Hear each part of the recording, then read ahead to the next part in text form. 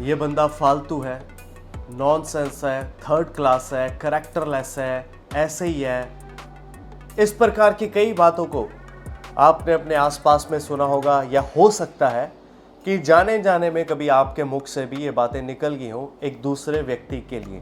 भले ही फिर वो चाहे मेल हो या फीमेल हो, करैक्टरलेस है, फालतू है, नॉनसेंस है, थर्ड क्लास है, ऐसे और अन्य अन्य बातें हमारे मुख से कई बार निकल जाती हैं, शायद जाने जाने में।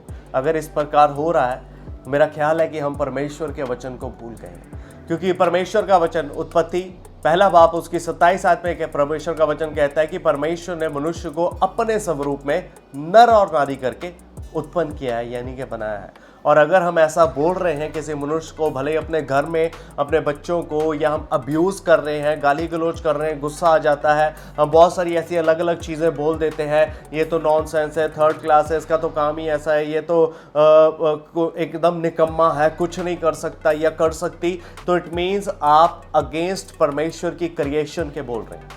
आप परमेश्वर के कलाम के अगेंस्ट बोल रहे हैं, क्योंकि परमेश्वर ने मनुष्य को अपने स्वरूप में नर और नारी करके उत्पन्न किया है। उत्पत्ति पहला बाप और उसकी 27 आयत में आप अपनी बाइबल्स पे पढ़ सकते हैं। अगर आपके मुख से ये बातें निकल रही हैं या आसपास में आप सुन रहे हैं, तो इट मीन्स कि आप परमेश्वर के वचन को भूल गए हैं, क्योंकि जिस मनुष्य को आप बोल रहे हैं वो परमेश्वर की रचना है, वो एक बहुमूल्य है परमेश्वर के लिए। परमेश्वर ने उसे अपने स्वरूप में बनाया है। अगर आप किसी मनुष्य को ऐसी बातें बोल रहे हैं, इट मीन्स आप परमेश्वर को ऐसा बोल रहे हैं। और जब हम मेरे साथ आप एक और आयत निकाल सकते हैं, इफिसियों 4 बाप उसकी जब 29 वर्ष हम पढ़ते हैं, 29 आयत में लिखा है कि तुम्हारे मुख से कोई बुरी बात नहीं निकलनी चाहिए, कोई गलत बात तुम्हारे मुख से नहीं निकलनी चाहिए, वरन उतना ही निकलना चाहिए जित सामने वाले पर जो सुने उस पर अनुग्रह हो।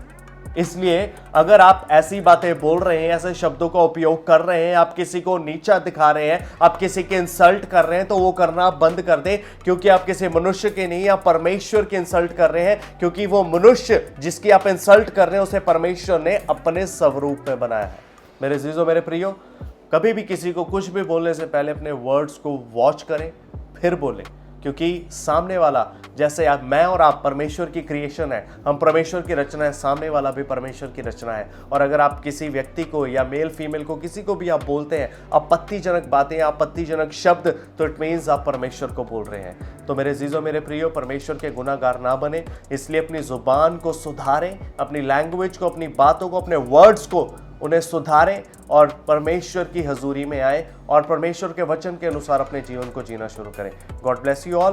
परमेश्वर आप सबको वचनों के द्वारा आशीष दे। और अगर आपको हमारी वीडियो अच्छी लगी हो तो हमारे प्लीज़ चैनल को सब्सक्राइब करें, ताकि जब भी हम नई वीडियो अपलोड करें तो आप तक पहुंचने पाए। Thank you. God bless you all. हाज़ देरो वाज़ देरो, यीशु निगहबान।